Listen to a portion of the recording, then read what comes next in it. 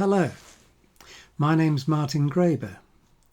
One of the most interesting aspects of the work I've done in recent years has been to look at the relationships between Sabine Baring-Gould and his fellow song collectors. Today I want to focus on his contacts with Lucy Broadwood and how they worked together. To do this, I've used the letters that Baring-Gould wrote to Broadwood, many of which she kept, and which are now with her papers in the Surrey History Centre and the Vaughan Williams Memorial Library at Cecil Sharp House. I've also looked at some of the entries in Broadwood's diary, as well as some of her correspondence with other people. I've talked about the details of Sabine Baring-Gould's life elsewhere, so I won't give you too much information about him today. I will, though, take a few minutes to talk a little bit about Lucy Broadwood. Lucy Etheldred Broadwood was born in 1858 at the Pavilion, a house near Melrose in Scotland, which the Broadwood family took for their summer holidays every year. You can just see the Pavilion at the foot of the rainbow in this painting by James Ward from the National Gallery of Scotland. Her father, Henry Fowler Broadwood, enjoyed fishing in the River Tweed, which, as you can see, was very close to the house. Lucy was the last of 11 children. The Broadwoods had family connections with Scotland, and Lucy maintained a strong interest in the country of her birth. A song that she wrote about several times in later life was "The Wee Little Crudelin Dhu," a version of Lord Randall that her father had learned from his Scottish mother and sung to Lucy, she said, when she was only 2 years old. She had a very privileged upper-middle-class childhood. The family were well off due to the success of the piano business John Broadwood and Sons. During its heyday in the 1850s, the company produced 2,500 pianos a year, which were owned and played by several leading musicians, many of whom visited the Broadwoods' family homes in London and at Lyne in Surrey. As a result, Lucy grew up surrounded by fine music and had the best of opportunities to learn to play the piano and to sing. She was accounted a good singer, though, like most Victorian women of her class, it was not considered acceptable for her to enter the profession. Lucy's uncle, another John Broadwood, had produced a pioneering collection of folk songs taken down directly from countrymen and carol singers. A book, known as Old English Songs, was printed privately in 1847. Its actual title was, as you can see, considerably longer. Despite its not having been made available to the general public, it is considered a landmark publication. Lucy's father also noted some songs that he'd heard locally, and he sang them around the house, so Lucy Broadwood became familiar with folk song as a child. The songs collected by her uncle and those heard from her father were taken as the foundation for the book Sussex Songs in 1890. This was ostensibly edited by her cousin, Herbert Birch Reynoldson, but he acknowledged in his preface that John Broadwood's collection had been considerably added to by his niece. Lucy had in fact added another 10 songs to the 16 originally printed, and these included some which she'd collected herself. But the notes on the songs are very limited, and none of the singers is identified. Her next publication, 3 years later, was English County Songs, co-edited with Alec Fuller Maitland, and this time her name appeared in first place on the title page. The idea of the book was that of the publisher Andrew Tuer, and it was his plan to include songs from every county in England. This proved difficult, and she relied more than she'd hoped for on material already published by other collectors, particularly Marianne Mason and Sabine Baring-Gould. Only 25 of the 95 songs in the book had been collected by its editors. But the book was generally well received, and Baring-Gould praised it, as you'll hear later. Her third book, English Traditional Songs and Carols, published in 1908, was a solo effort, and 34 of the 38 songs in the book were noted and collected by Broadwood herself. 18 songs came from Henry Burstow of Horsham, Sussex, whose picture you can see here. Burstow was a well-known character in Horsham, a renowned bell ringer and singer who earned his living as a cobbler. He was Broadwood's most important singer and had a repertoire of 420 songs, of which Broadwood noted 41. The complete list of his songs was included in the book Reminiscences of Horsham, which he compiled with the help of local saddle-maker, calligrapher and scholar William Albury. In September 1896, Broadwood visited Margaret Carr at the cottage in Dunsfold, Surrey, which she and her husband had renovated. Mrs. Carr had identified a number of potential singers in the village, and the two women spent the day visiting them and arranging for them to meet at the cottage in the evening. A dozen singers arrived to sing for their supper. They were all farm labourers, apart from Mary Rugman, and they sang more than 20 songs. Broadwood visited Dunsfold again 2 years later to meet the same group. The Carrs moved to Bury in Sussex in 1901 and identified another 3 singers from whom Broadwood collected. Several of these songs appeared in English Traditional Songs and Carols, but more were included in the large selection of songs from Sussex and Surrey that was published in the Journal of the Folk Song Society in 1902. Broadwood's book contains very full notes on the songs and identifies all the singers. This attention to detail reflects the more academic approach that Broadwood had adopted when she took on the role of editor of the Journal of the Folk Song Society. She had been a key figure in the Society from its conception in 1898, and in 1904, when it had lost momentum, she became its secretary and, with Cecil Sharp's help, brought it back to life.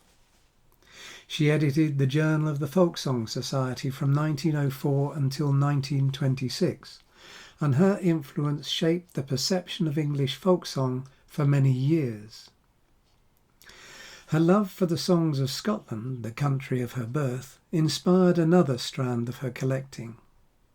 In June 1906, Broadwood travelled to Scotland and met a number of Gaelic singers, and she noted her songs with the help of young bilingual singers such as Kate MacLean of Arisaig.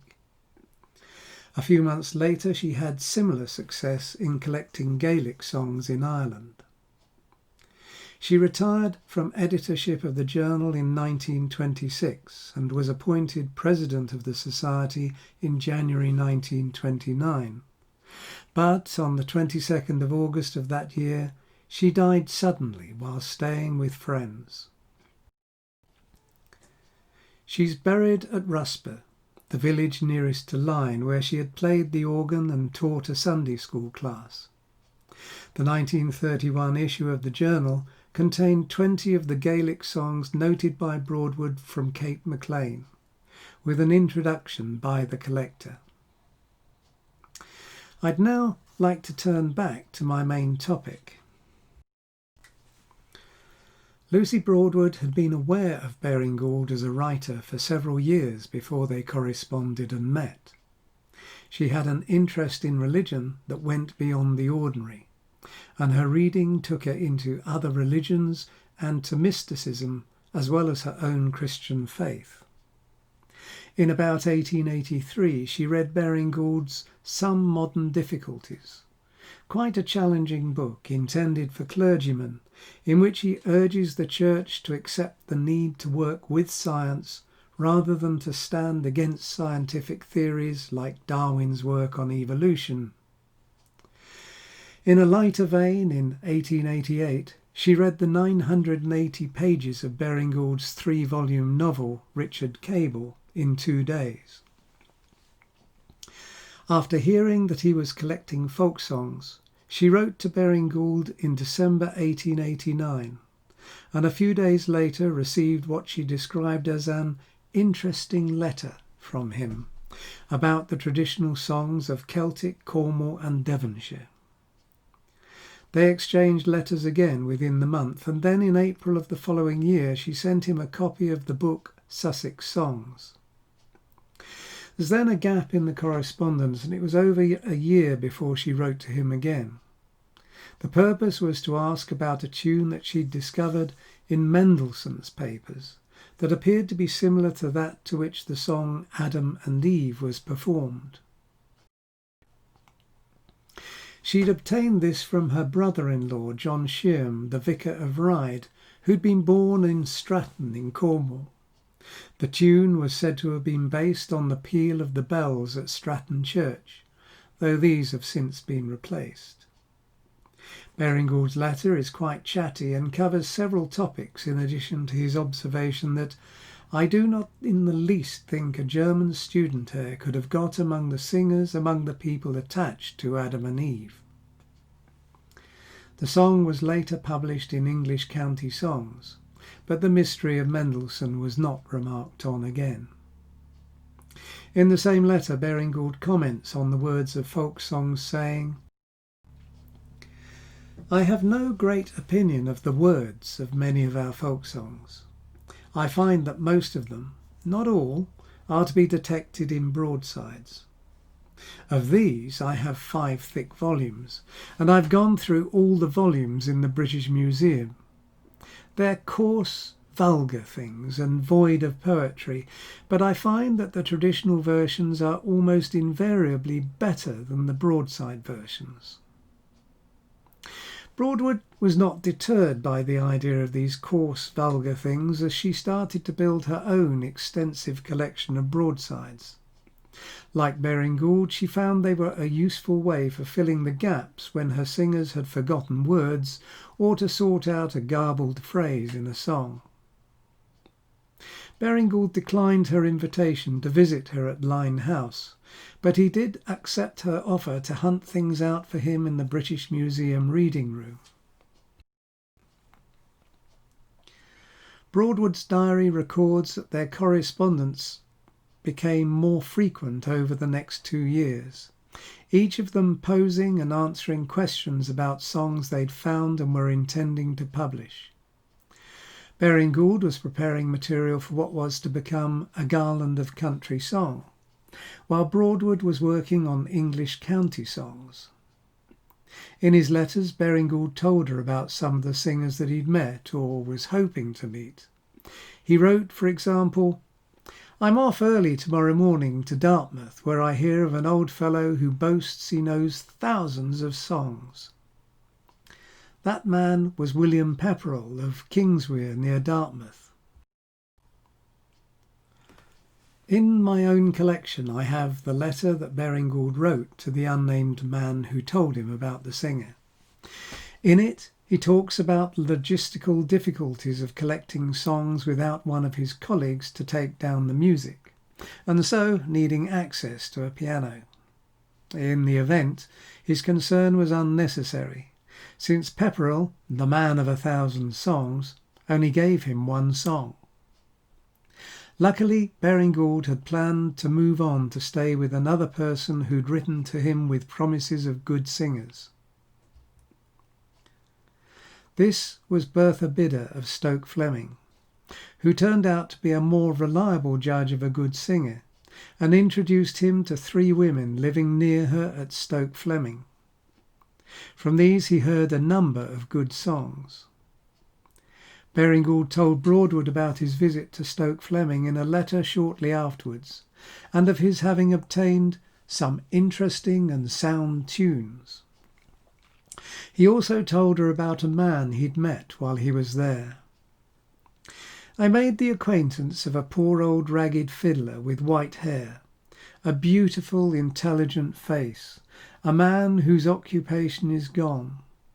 He's somewhat of a dreamer and not a little given, I fear, to liquor, but a genuine musical enthusiast and desperately poor.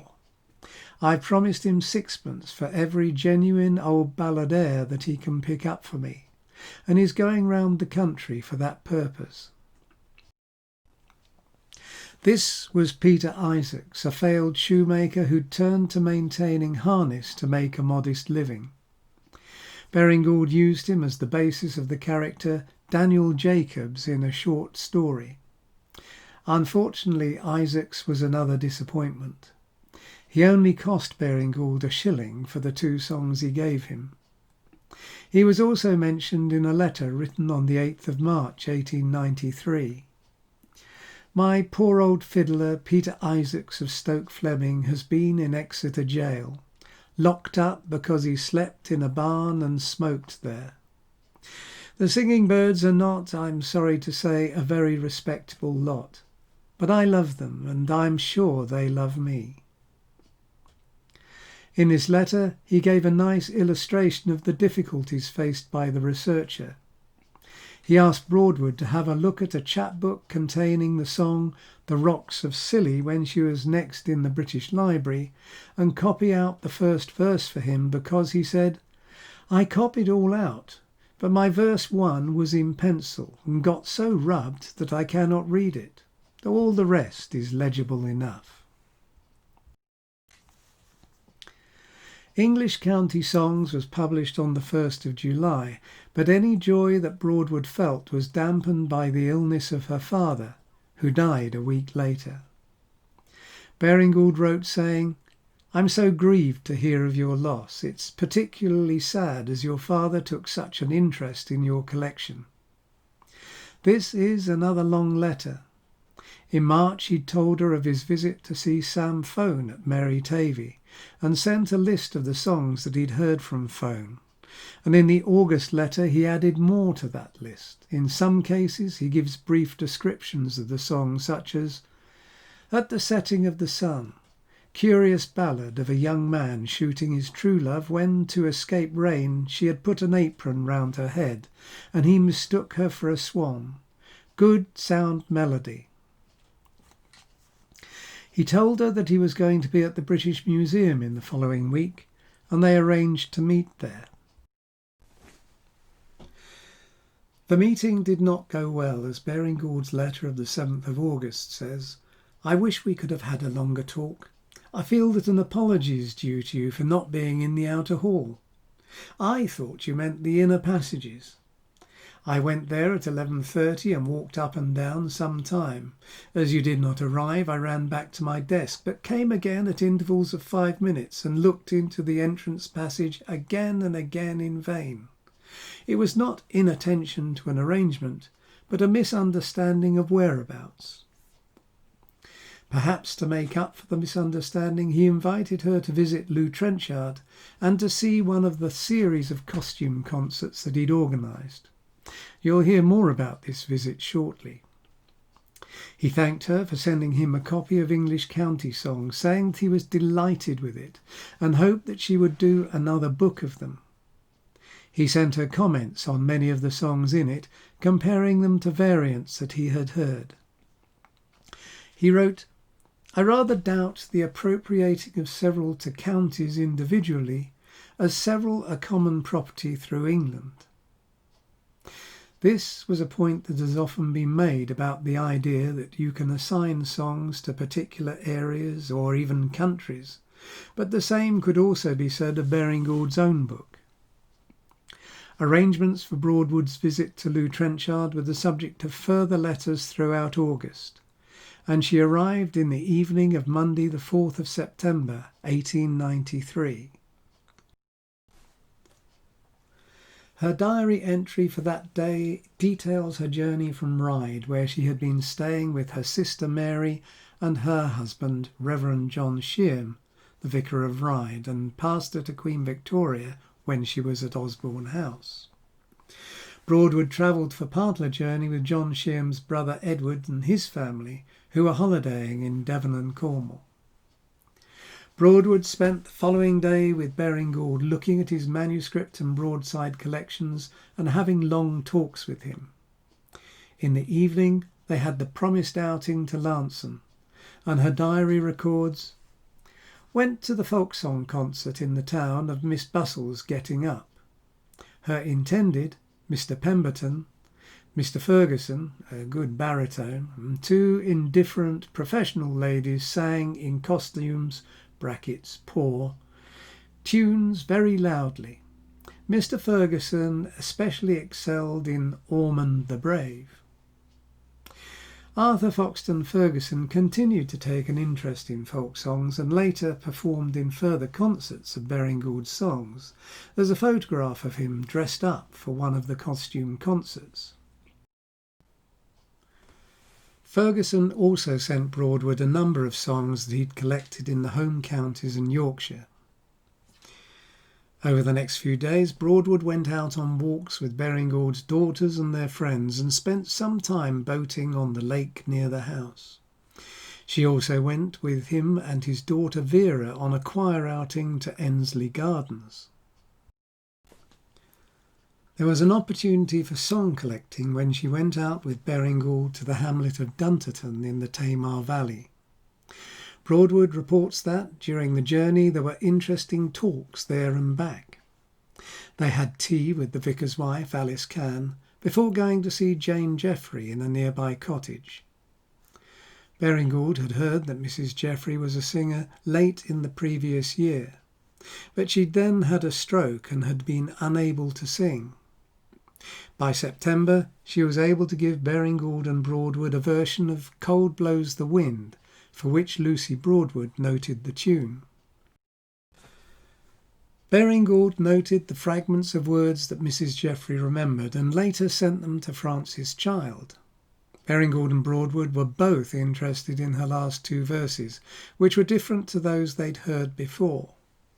Broadwood had published a version in English county songs and later included the song in her English traditional songs and carols, but only used Mrs. Jeffrey's last two verses, with a version from Shropshire to complete the text. Broadwood left on the Saturday and met Edward Shearm and his family at Oakhampton. After a walk on Dartmoor, they travelled on to Bude, where they were to stay at the castle where Baring-Gould had coincidentally spent holidays with his family as a child. Broadwood's diary lists the friends and family she met over the next 11 days. She also sat out on the shore, though she did note that the weather was cold and that she was feeling rather feverish. There's a letter that Broadwood wrote to Mr. later Lord Farrar while she was staying at Bude, and in it she says, "I've just come from the Baring-Goulds, where I had delightful talks and walks with the quaint and entertaining author and his wife and 14 children. Now I am here with John Shearm's brother. On the way back, the Goulds bid me stay with them again. He and I capture old songs from old singers in the cottages and have great fun over it." She crossed back into Devon on the 20th of September and Baring-Gould drove out in his dog-cart to fetch her from Ashbury station. On their way back to Lew Trenchard, he showed her the place near Bratton Clovelly where Mary Ann Voden, regarded as a white witch, lived. Broadwood wrote in her diary, "We drove 6 miles to Lew Trenchard, passing a white witch's house, roofless, doorless, windowless, and with the upper floor entirely fallen in. The white witch lives under her umbrella and has no furniture but 3 Bibles, which she knows by heart." Baring-Gould knew Marianne well and wrote about her several times. She had been offered help, but refused to leave her house until things became so desperate that she was taken to the workhouse in Oakhampton, where she sadly died not long afterwards. Over the next 2 days, Broadwood had more walks and talks with Baring-Gould and undertook a little more song collecting, walking up the hill behind Lew House to meet Eliza and Louisa, the daughters of Richard and Margaret Hamley, the tenants of Downhouse Farm. Baring-Gould had written to the American ballad scholar Francis Child in June of that year, saying that last Christmas at our choir supper and dance, 2 strapping farmers' daughters stood up and sang right through the Squire of Tamworth to my great satisfaction. He'd noted 2 songs from them in July of that year, so it's likely that he had suggested to Lucy Broadwood that there might be more. The girls sang her 2 songs, Nothing Else to Do, and the children's song Green Gravel. The following morning, Baring-Gould drove her over to see Mary Fletcher, a farmer's widow at Carley near Lifton, from whom she heard 3 songs, 2 of which she'd learned from her mother in about 1830. While looking at the census, I discovered that Mary Fletcher was the sister of Margaret Hamley, whose daughters she'd met the previous day, and this gave me a different perspective of what happened in that part of Lucy Broadwood's visit. I could imagine Broadwood's excitement, returning from visiting the Hamleys and telling Baring-Gould about Margaret Hamley's sister and persuading him, not that he would have needed much persuading, that they should visit her immediately. Her visit over, Broadwood left for Ryde the following day. Their correspondence continued with exchanges of information about songs and family events, and there were some meetings in London when Baring-Gould was in town. Then in May 1894, Baring-Gould wrote to Lucy Broadwood saying, "I'm thinking of writing an article for some ladies' magazine or paper to urge ladies to collect folk songs, and I should like to instance your energy and work. May I do so?" Baring-Gould's article, The Collection of Folk Airs, was published in The Queen, the ladies' newspaper, in December 1894.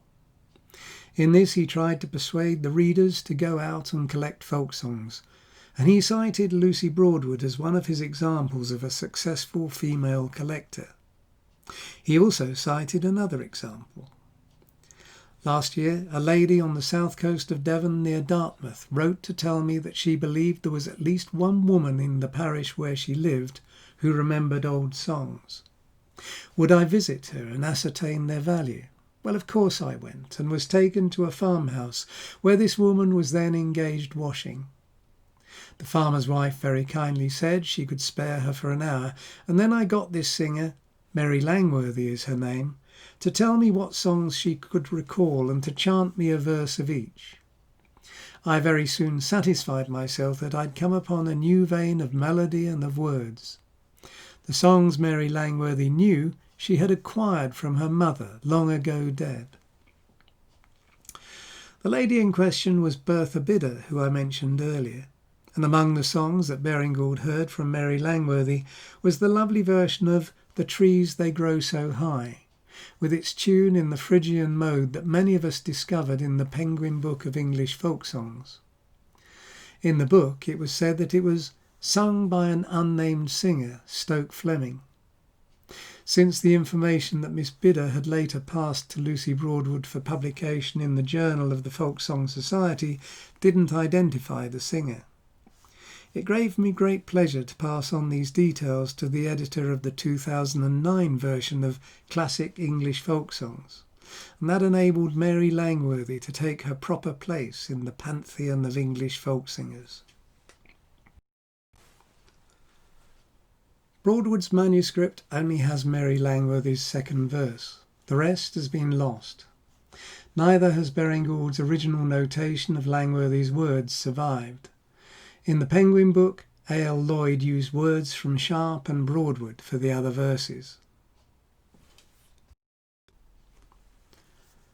1894 started badly with a round of influenza that hit the Baring-Gould household. Baring-Gould wrote, "We're in a sad condition here. Our butler died early this morning. The governess and one of the children are in bed. Others sickening. Myself just recovering and obliged to run about the parish when I ought not to be out to visit. The under-gardener in bed also. We're without cook and losing our housemaid next week and, the worry of work. I'm writing fairy tales between pastoral visits and running about seeking nurses for the sick." He also reports problems with his musical collaborator, Henry Fleetwood Shepherd, who'd lost interest in folk songs and was sitting on a number of tunes that Baring-Gould needed to be barred.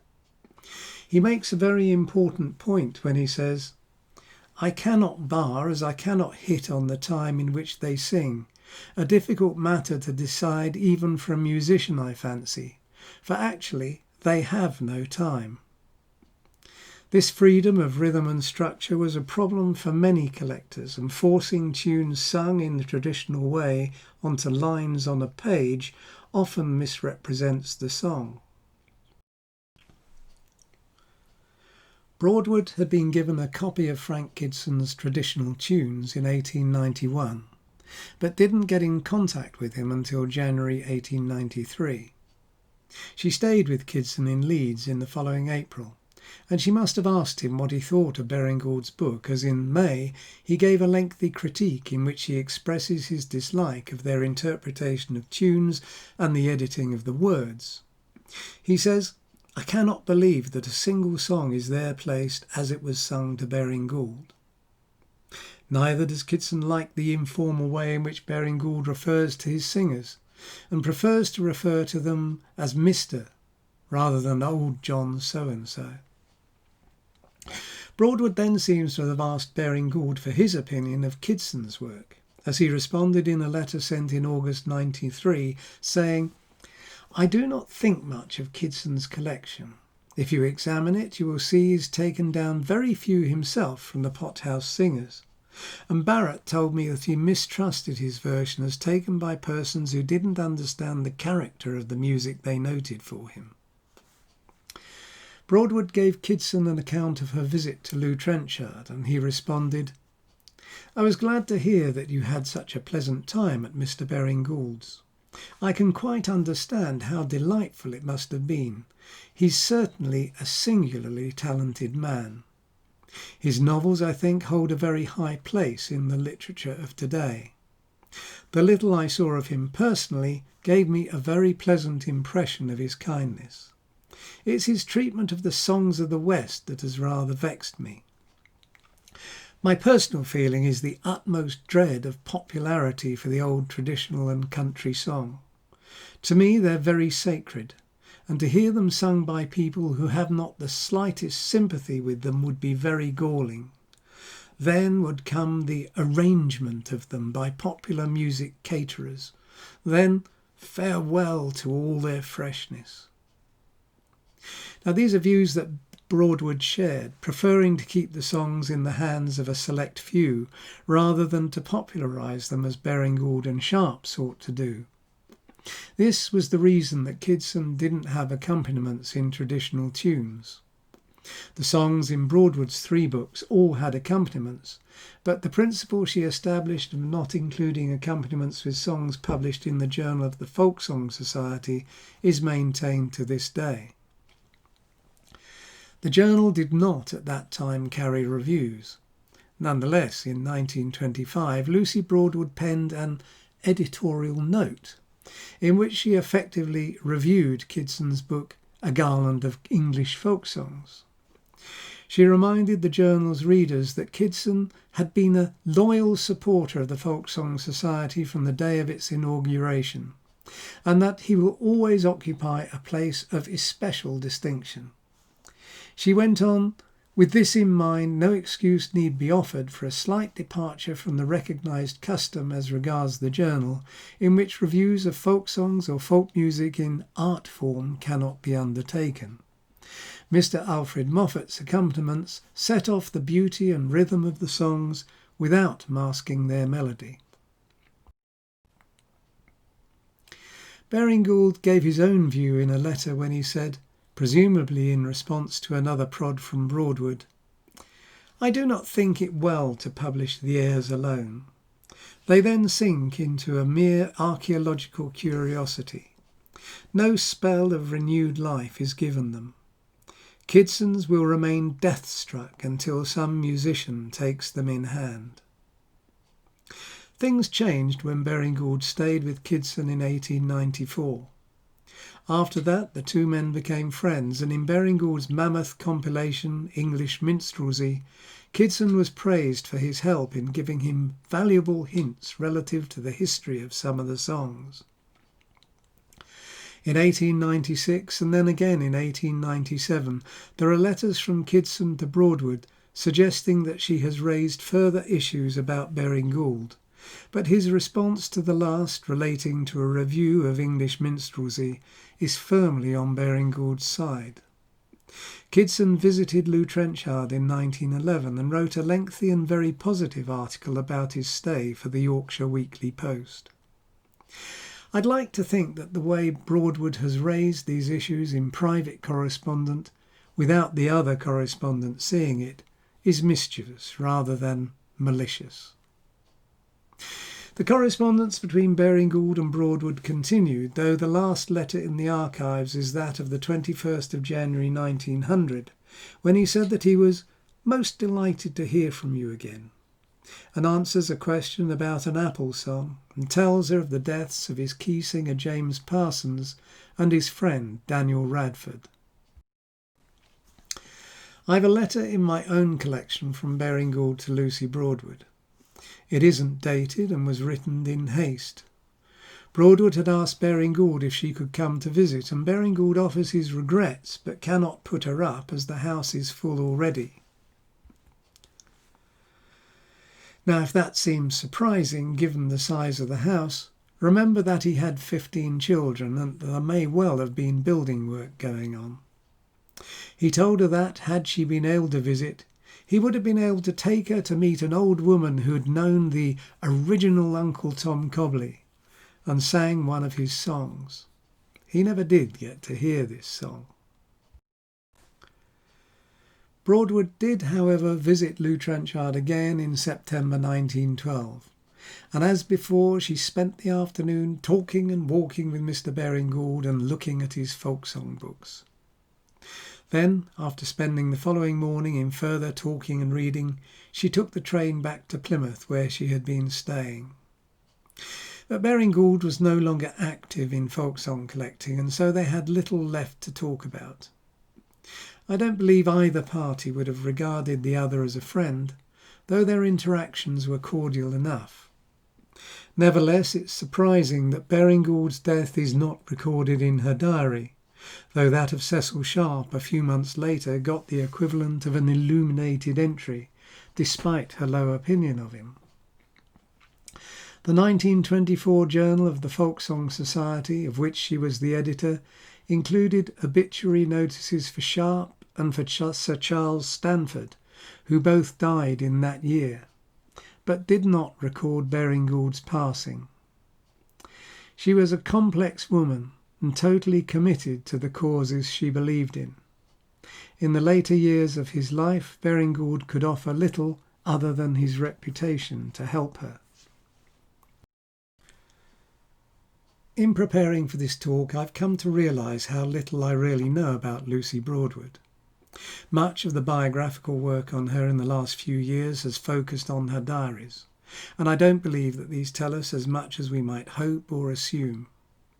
They're a rather mechanical, though useful, record of events, not like Baring-Gould's diaries that give us some insight into his thoughts and feelings. We don't have many letters in which Broadwood tells friends about her delights and disappointments. I'd like to know what she thought was her greatest achievement. Was it her work on folk song? Or was there a lingering disappointment that she didn't make it into the mainstream of classical music? Certainly she spent a great deal of her time moving in those higher circles of the musical world. She was immensely able, and I think I would have been terrified of her, but she had a good sense of humour. Frank Howes, who took over as editor of the Journal of the Folk Song Society in 1927, and who was chief music critic for the Times, wrote an article in 1958 to celebrate the centenary of Broadwood's birth. In it, he tells how Broadwood once made up a pseudo-folk song and tried it on Alec Fuller Maitland with a view to getting it included in English county songs. Her co-editor considered it to be so fine a tune that he made a piano accompaniment for it. Intellectual honesty prevailed over the triumphant hoax, and Maitland was duly undeceived. When collecting songs in person, Broadwood's interactions with the singers were limited by her ways of working. She usually met the singers at a place where she was staying with friends like Mrs. Carr, and not in their own homes or pubs. She only met her most prolific singer, Henry Burstow, twice, and relied on his sending her the words of the small proportion of his repertoire that she recorded. In describing her collecting, Chris Behrman used Mao Zedong's analogy of guerrilla fighters as fish swimming among the civil population. Other song collectors like Baring-Gould and Sharp were in the ocean, swimming with the fish, while Broadwood kept her feet dry.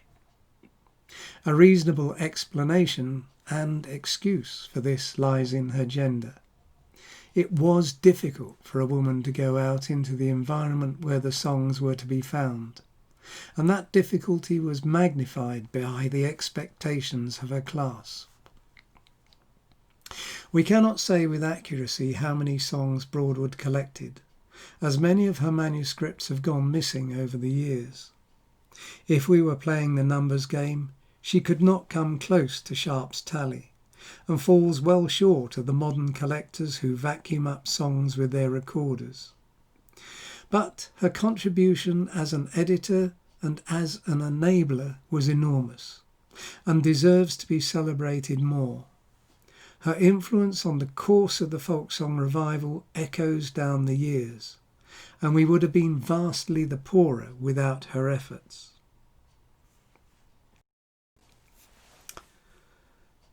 Thank you very much for watching and listening to my talk. I hope you've enjoyed it.